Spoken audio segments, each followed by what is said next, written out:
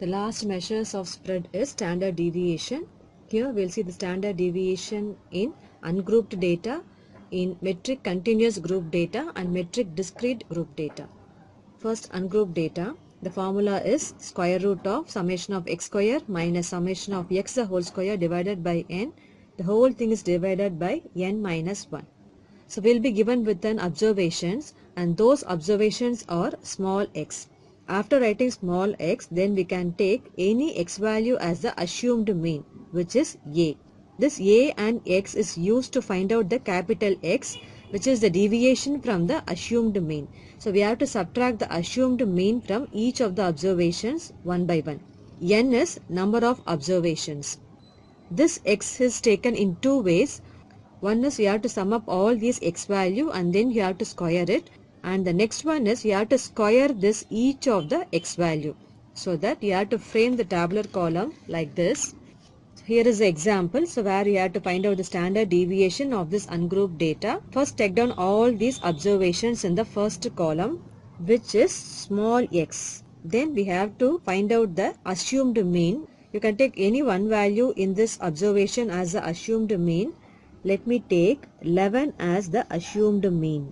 And now we have to find out capital X, which is nothing but the deviation from assumed mean. So each of the x value will be taken and it is subtracted with the assumed mean. X is the observation, 11 is the assumed mean. When you subtract these two, the answer is 3. Second observation is 13 minus assumed mean 11 is 2. Likewise, subtract the remaining all the observations also with the assumed mean.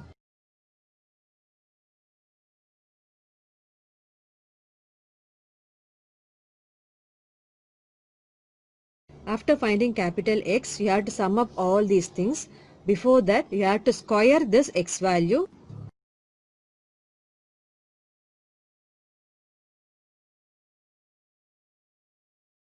After squaring it, you have to sum up all these x value and sum up this x square.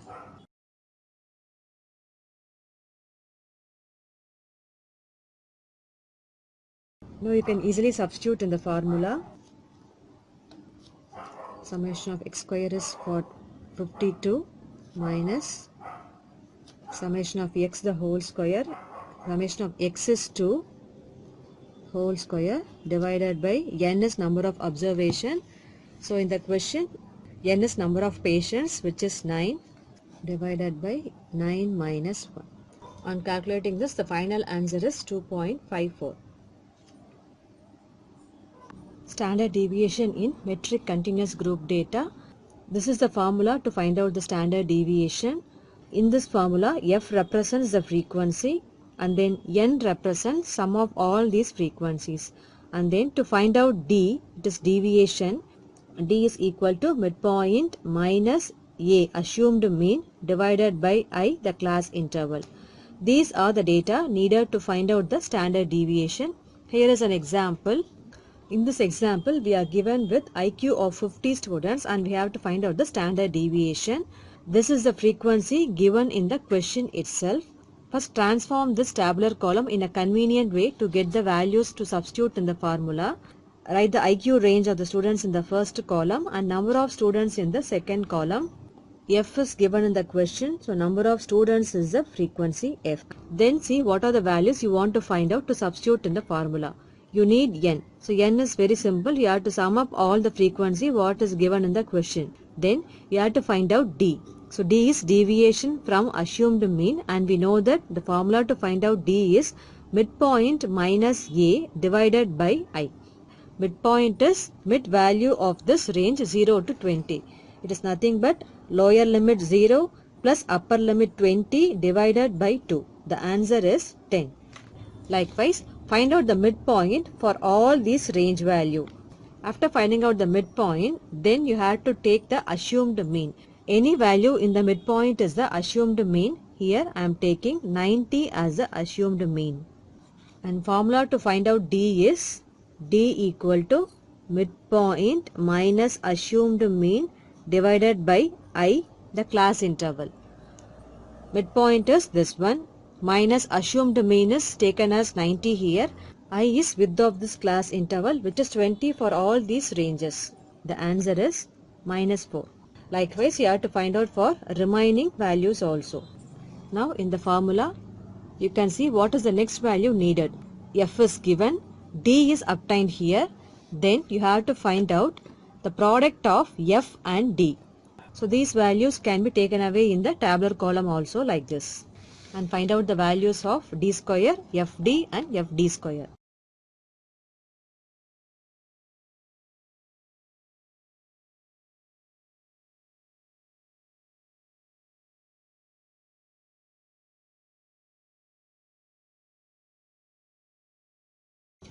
So after getting all the values in the tabular column, now to substitute in the formula, you need to sum up this FD and then FD square and then frequency F.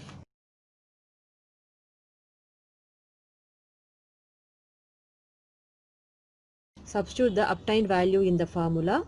It is equal to summation of FD square is 171 minus summation of FD is 3. So 3 square divided by n, which is sum of the frequencies 50 divided by 50 minus 1 into class interval, that is width of the class interval, it is 20.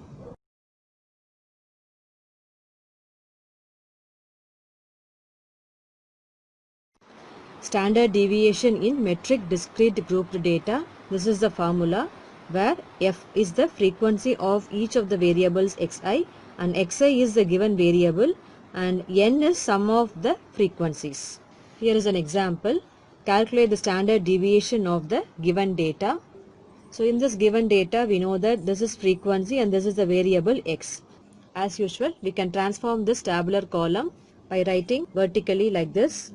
First is number of times inhaler used, which is the given x value, it is xi, and number of children is the frequency f, and when you see in the formula, you need to multiply this fi and xi.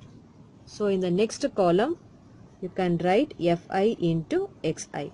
When you see in the formula, you have to multiply fi and xi, and then you have to square the x and multiply with fi. You can fill up all these in the tabular column. After finding fi xi, to find out the square of x, this xi the whole square, then you have to multiply the frequency and x square. So that in the next column you write fi into xi square. Multiply xi and fi to get this column, and to get x square, square the first column to value. You have to multiply the frequency and the squared x value. The value becomes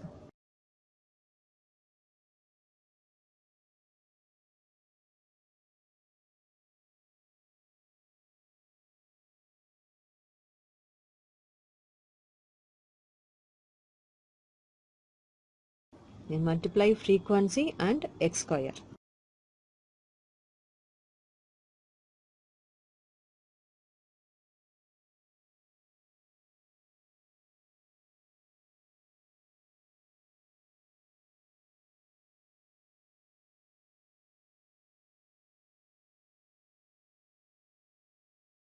Find out the summation of fi xi square and fi xi and then the frequency.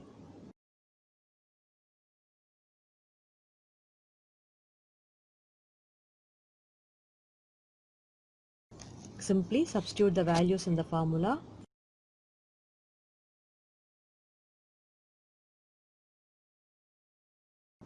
On simplifying this, we'll get the answer as 1.72.